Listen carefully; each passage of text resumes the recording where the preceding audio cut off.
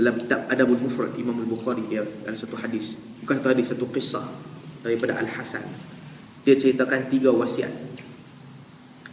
Wasiat yang apa yang benda yang buat manusia ni berjaya. 3 benda ni, 3 sifat ni kalau ada, dia manusia dia selamat. Tapi 3 benda ni cukup susah nak amal. Apa sahaja benda yang kita berdepan, benda yang buat kita marah, benda yang buat kita sedih, benda yang buat kita benci ke orang, kalau ada 3 benda ni, kita selamat. Apa 3 pesanan itu? As-sabr. Pertama, ittaqillah. Okey, ittaqillah, wasbir wala tasta'jil. Ini 3 benda. Pertama, bertakwa kepada Allah. Perasaan kita dengan orang macam mana pun, pastikan kita tak terkeluar daripada garis panduan takwa. Takwa ni artinya apa? Jaga halal haram. Jangan disebabkan kita benci orang, benda haram pun jadi halal. Jangan disebab kita suka kat orang tu, kita layan dia benda-benda yang batas-batas syarak kita lampaui. Tak boleh.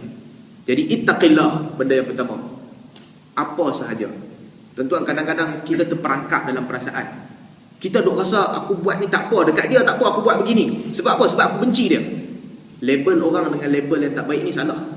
Panggil orang dengan gelaran yang buruk ni salah kadang-kadang. Kita setuju salah.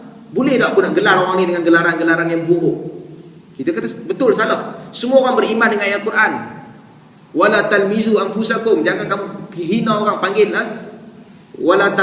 Jangan kamu hina orang, panggil perkataan-perkataan yang orang tak suka.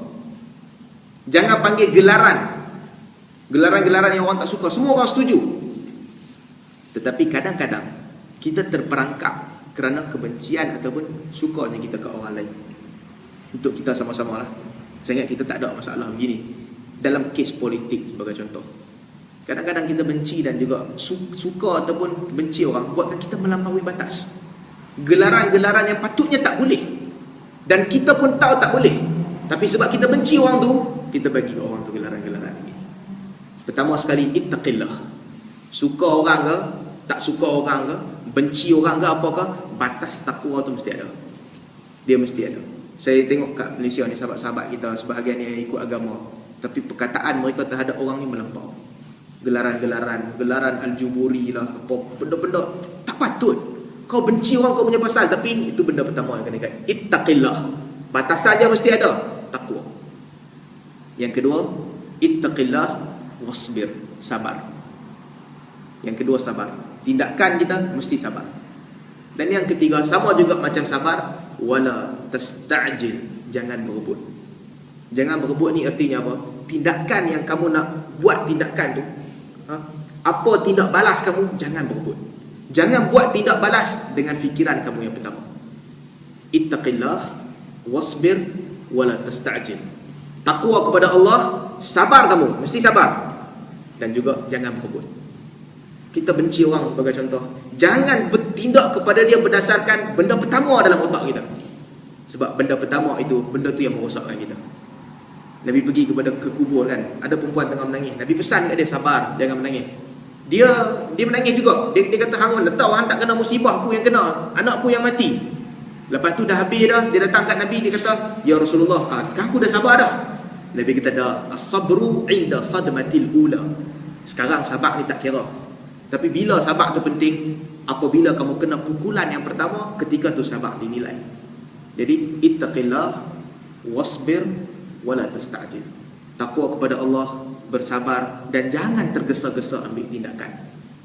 Dan sabar ni tuan-tuan, benda yang susah. Kita dengan sahabat-sahabat kita, sabar ni benda yang cukup susah. Sebab tu doa sabar, Allah cerita doa sabar dalam Quran ni, Allah cerita lain.